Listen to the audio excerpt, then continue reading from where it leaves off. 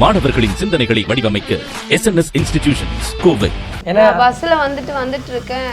அதுக்கப்புறம் சீட் இல்லாம என் பக்கத்துல தான் அவங்க சீட்ல உட்காந்துட்டு நான் தூங்கிட்டேன்னு நினைச்சு என் காலை அவங்க கால் மேல வச்சு ஒரு மாதிரி ஒரு 1000-2000 கொடுத்து அந்த பள்ளிக்கு ஒரு கொலுசு எடுத்து போட்டாங்க, ஒரு ட்ரெஸ் எடுத்து கொடுத்தாங்க. பார்த்தா தெரிஞ்சுதான் பண்ணாங்க. பஸ்ல வந்துட்டு இருக்கேன். நான் ஃபீல் பண்ணிட்டே தான் வந்தேன். அப்போ என்ன எதுக்கு இந்த மாதிரி ஃபீல் பண்றீங்கன்னு ஒரு ஜென் கேட்டாங்க. சரி, அவங்க சப்போர்ட்டிவாக தான் வந்தாங்க. பட் நம்ம யாரையும் நம்பக்கூடாது, அது என் மைண்டில் இருக்குது. அப்படி இருந்தாலுமே அவங்க நான் உனக்கு அண்ணன் மாதிரி அப்படின்னு சொல்கிறாங்க. ஓகே அப்படின்னு. அதுக்கப்புறம் சீட் இல்லாமல் என் பக்கத்தில் தான் அவங்க சீட்டில் உட்காந்துட்டு இருந்தாங்க. நான் சரி கொஞ்சம் டயர்டாக இருக்கேன்னு சொல்லிட்டு சாஞ்சிட்டு உட்காந்துட்டு வந்தேன். அப்படி சொல்லி இப்படி தலையில் குனிஞ்சு சாஞ்சிட்டு. அப்போ அவங்க என்ன பண்ணாங்க, நான் தூங்கிட்டேன்னு நினச்சி என் காலை அவங்க கால் மேலே வச்சு ஒரு மாதிரி இது பண்ணாங்க. ஃபர்ஸ்ட் டைம் நான் ஆனால் அவங்க கால் என் மேலே படுது அப்படின்னு. அதுக்கப்புறம் சரிம்மா அப்படின்னு சொல்லிட்டு 2வது டைம் கொஞ்ச நேரம் அவங்க அந்த மாதிரி பண்ண விட்டுட்டு நான் அப்படியே தான் வச்சுருந்தேன். அவங்க என்ன தான் பண்ணுறாங்க, ஒரு வேளை தெரிஞ்சு பண்ணுறாங்களா இல்லை தெரியாமல் பண்ணுறாங்களா பார்த்தா தெரிஞ்சு தான் பண்ணாங்க. அடுத்து எனக்கு அங்கே உட்காரவே விருப்பம் இல்லை, எந்திரிச்சு வந்துட்டேன். இந்த மாதிரி ஒரு பஸ்ஸில் அத்தனை பேர் இருக்கிற பஸ்ஸுலேயே ஒரு ஆண் ஒரு பெண்ணுக்கிட்ட அந்த மாதிரி தவறாக நடக்கும்போது நம்ம ஒரு அந்த இருட்டில் வேறு அந்த பஸ் இறங்கி நம்ம எங்கேயோ ஆட்டோ பிடிக்க போகிறோம். அந்த கேப்பில் ஏதாவது நமக்கு தவறு நடக்காதா? எப்போ நான் எதை கேட்டாலுமே என்கிட்ட காசு இல்லை, என்னால் இவ்வளோதான் செய்ய முடியும், ஏன்னா இப்போ கொஞ்சம் ரூடாக வேறு பேசுவாங்க.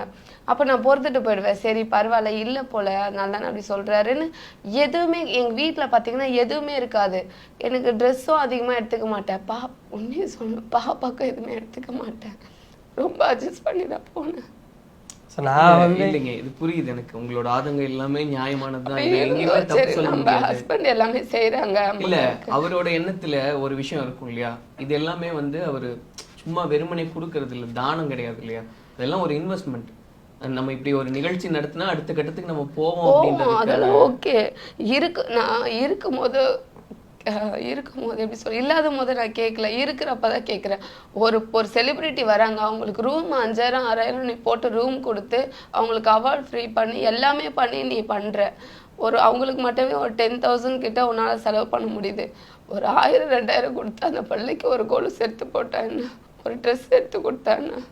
இல்ல புரியுதுமா, உங்க ஆதங்கம் புரியுது. அதான் அவரு நீங்க வீட்டை வச்சு கண்டிப்பா இது நிறைய முறை பேசியிருப்பீங்க. ஆனா ஒரு பொது வெளியில சபையில நம்ம இதை பேசல, நிச்சயமா அவருக்கு இன்னும் அதை உணர்வாருன்னு நினைக்கிறேன்.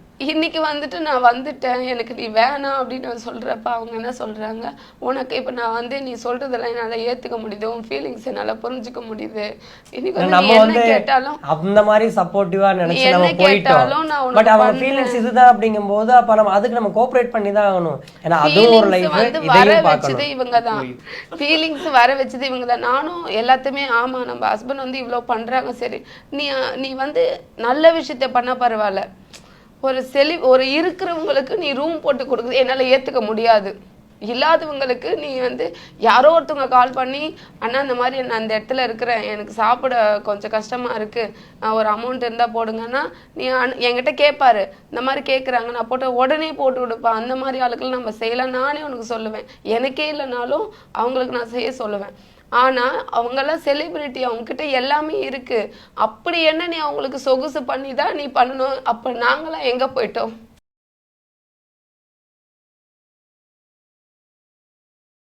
மாணவர்களின் சிந்தனைகளை வடிவமைக்க SNS இன்ஸ்டிடியூஷன்ஸ் கோவை.